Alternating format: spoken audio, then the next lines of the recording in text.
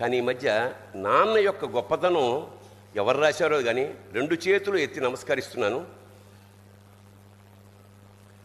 అది చాలామంది వాట్సాప్లో వచ్చి ఉంటుంది. రాని వాళ్ళకి ఈ సందర్భం చాలా గొప్పది, నిజంగా హృదయాన్ని ద్రవింపజేసేది, సత్యం కూడాను.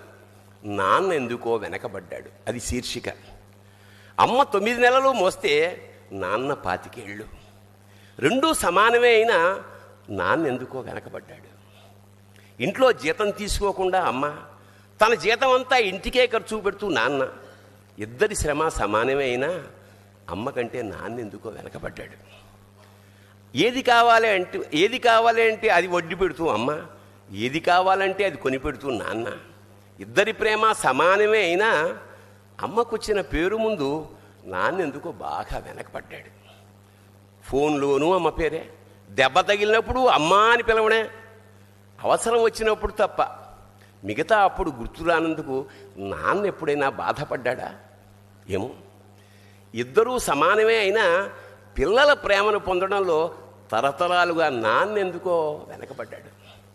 అమ్మకి మాకు బీరువా నిండా రంగురంగుల చీరలు బట్టలు, నాన్న బట్టలకు దండెం కూడా నిండదు. తనని తాను పట్టించుకోవడం రాని నాన్న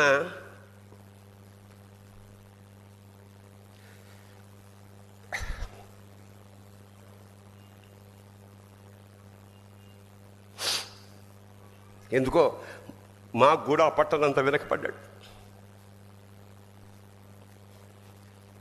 అమ్మకి అన్నో కొన్నో బంగారు నగలు, నాన్నకి బంగారం అంచున్న పట్టు పంచి ఒకటే.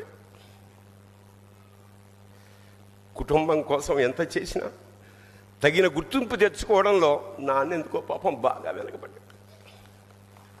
పిల్లల ఫీజులు ఖర్చులు ఉన్నాయి ఎప్పుడప్పుడు. ఈసారి పండక్కి చీర కొనొద్దంది అమ్మ. ఇష్టమైన కూర అని చెప్పి పిల్లలు మొత్తం తినేస్తే ఆ పూటకి పచ్చడి మెతుకులతోనే ఇష్టంగా తినే నాన్న. ఇద్దరి ప్రేమ ఒకటే అయినా మా అమ్మ కంటే నాన్న చాలా వెనకబడ్డాడు. వయసు మళ్ళాక అమ్మ అయితే ఇంట్లోకి పనికొస్తుంది, నాన్న ఎందుకు పనికిరాడని మేము తీర్మానం చేసుకున్నప్పుడు కూడా వెనకబడింది నాన్నే.